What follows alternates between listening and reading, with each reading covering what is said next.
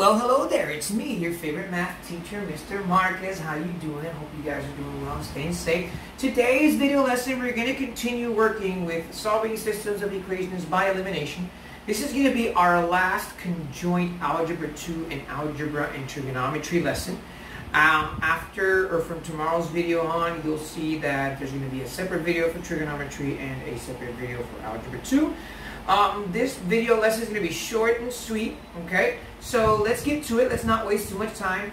We're using the elimination method. So we have, and this is just to kind of review a little bit of what we did yesterday. We're not really going to go much in depth into the topic. So we have a system, and we can solve this system by either eliminating a function or substituting a function. Technically, you can use whichever method, because I could just take one of the equations and solve them for y and plug them in. But since we are doing the elimination method, I'm going to continue to work with it. So, one thing I always want to do, and I said this in yesterday's video lesson, is I always want to make sure that there are greatest common factors between variables that I can eliminate. Now, if I look at 8 and negative 12, there probably is a common factor, but I don't want to work with that just yet. I'm actually going to look at my variables. If I look at 5 and 3, the only greatest common factor or the only number divisible is 1, and that's not really going to help.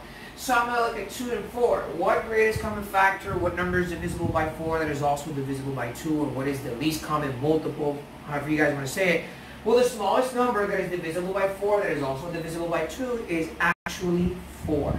So it's kind of like when I solve a fraction. I look at the 4 and I say 4 times what number equals 4? Well, that would be 1.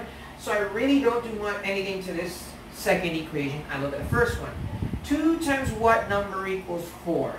Well, 2 times 2 equals 4. So what I'm actually going to do is multiply the equation by 2. So I'm going to say 2 times 2x plus 5y equals 8. And that would be 4x plus 10y, plus 10y equals 16. And then I write my other equation, 4x plus 3y equals negative 12. Now, the equations are the same, so now I have to decide whether I'm going to add them or whether I'm going to subtract them. Since both terms are positive, I can just subtract, and I can say, well, 4x and 4x is 0, and that cancels out. 10 minus 3 is 7. Y. So I have 16 minus 12. That would be 16 minus negative 12, which is actually adding 12. So 16 plus 12 is 28. So I have 7y equals 28. I divide by 7 on both sides. Y equals 4. So I have my y value. Now I just want to find my x value, and I take any one of the two equations and I plug in the value of x. I'm going to go ahead and use the first one. So instead of writing 2x plus 5y equals 8, I simply say 2x plus 5 times 4 equals 8. 2x, I bring it down, stays the same. 5 times 4 is 20. And that would equal 8. I can subtract 20 on both sides. And this would be 2x equals negative 12. I divide by 2, and x equals negative 6. And what I can do now, and I didn't do this in yesterday's video lesson, but you can check your answers just to make sure that everything is correct.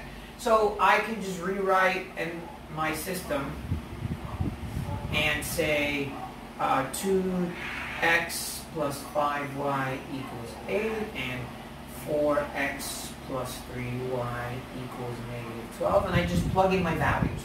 Now I plug in negative 6 wherever there's an x, and a 4 wherever there's a y, and if I get the same answer for both equations, that means it's correct. So let's look at the first one. Instead of writing 2x plus 5y, I say 2 times negative 6 plus 5 times 4 equals 8. So 2 times 6 is negative 12, negative 12. 5 times 4 is 20, negative 12 plus 20 is 8. So this one checks out, but I actually want to make sure if the other one checks out, because they have to check out for both.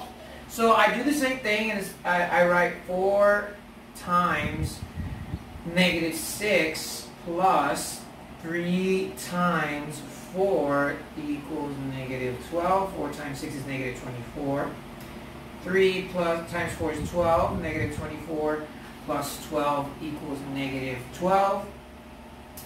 So they both check out, which means that this problem is solved correctly. So again, guys, if you still have some problems with this, you can review yesterday's video lesson. You can review today. So the practice problems that you're going to see, I am actually going to upload to the College One platform underneath this video. Guys, if this video has been helpful to you and you think it might be helpful to someone else, go ahead and share the channel, share the link. Stay safe, and I'll see you guys soon. Bye.